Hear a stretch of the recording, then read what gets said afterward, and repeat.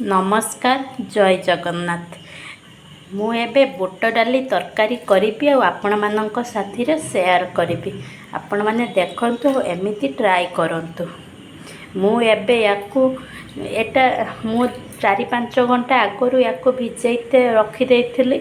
ये भल भाबरे भिजी गलानी। ताकू एबे आमे प्रेशर रो सीटी मार दबा। गुटेरु 2टा सीटी मारिबा। याकू मुझे प्रेशर रे दे देलिनी।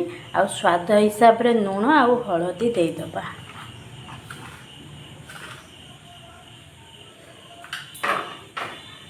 एबे हमें गैस ऑन करिबा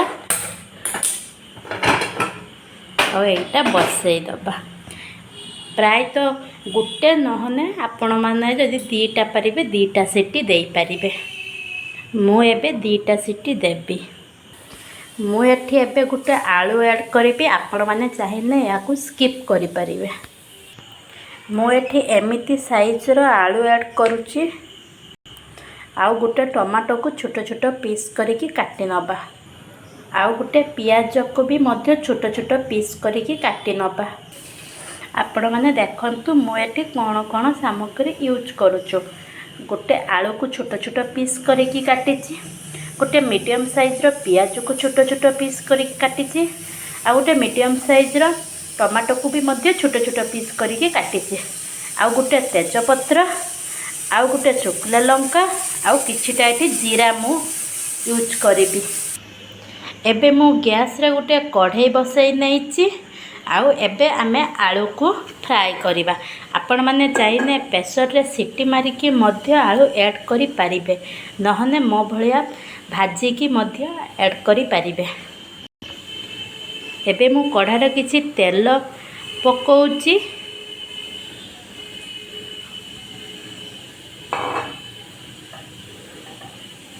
तेलटा भल भाबरे गरम हेई सारिला परे मु एथिरे आलू ऐड करिमी।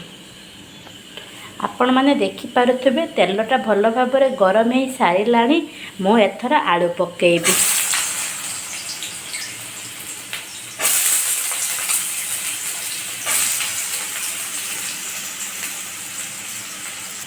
मु एथिरे टिके हळदी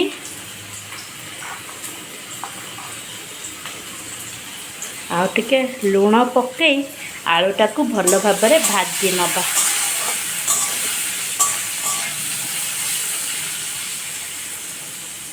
प्लीज आपण माने मो यूट्यूब चैनल को सब्सक्राइब करिदेबे।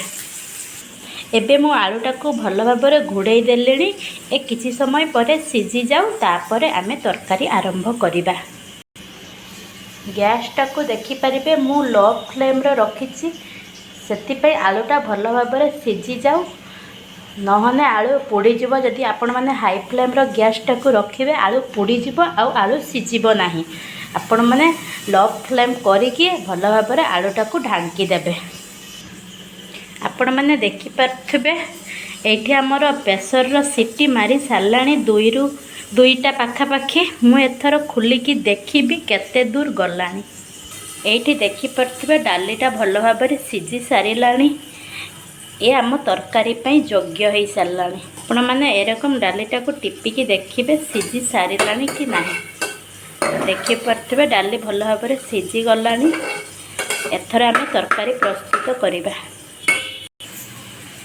एठी आपण माने देखि पारथबे आलूटा भल भाबरे भाजी हेई गलानी। याको प्राय मु 10 रु 15 मिनिट लो फ्लेम रो करिकी भल भाबरे सिझेई देइछि। आलूटा एबे लाल लाल करिकी भाजी देबी।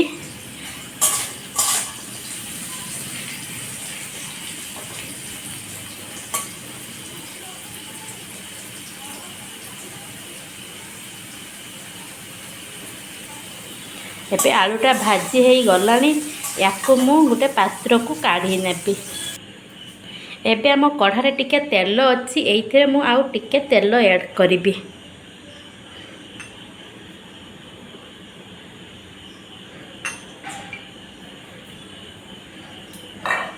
मु एठी रिफाइन तेल ऐड करूची। आपण माने चाहिए सोरिष तेल मध्य ऐड करि पारिबे। तेलटा भल भाबरे गरम हेई गलानी। एइथिरे आमे पकेइबा गोटे तेजपत्र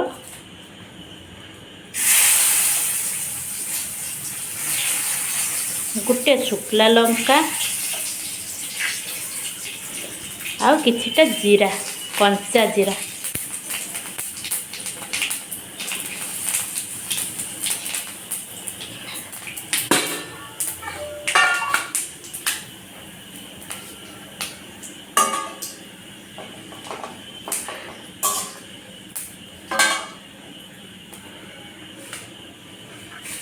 एबे मु एथिरे पकेबी गोटे पियाज काटी रखिथिबा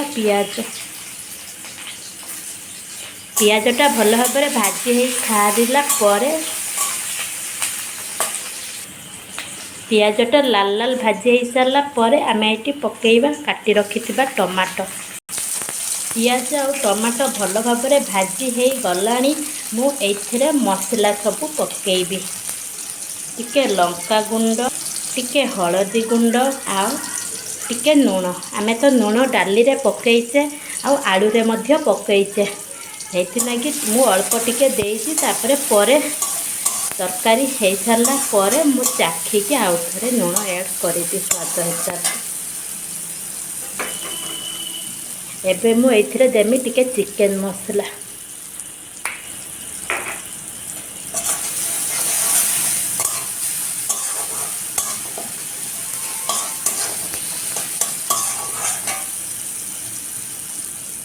देखिपे मसलार तेल भल भाव छाड़ी गलानी आम ये टमाटो टिके टिके घांटी दबा